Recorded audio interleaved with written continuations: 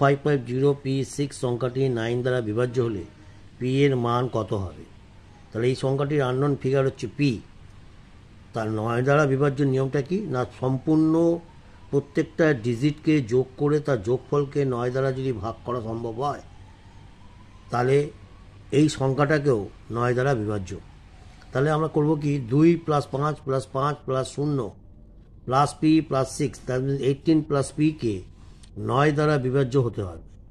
তো 18 + p কে 9 দ্বারা বিভাজ্য হতে গেলে তখন 18 9 দ্বারা বিভাজ্য, তাহলে p কে 0 হতে হবে। তাহলে p যদি 0 হয় তাহলে 18 9 দ্বারা বিভাজ্য, তাহলে p এর মান হবে 0। এছাড়া আরও p এর বড় মান কী হবে না, 18-এর পরের সংখ্যা যেটা 9 দ্বারা বিভাজ্য সেটা হচ্ছে 18 আর 9 27 হয়।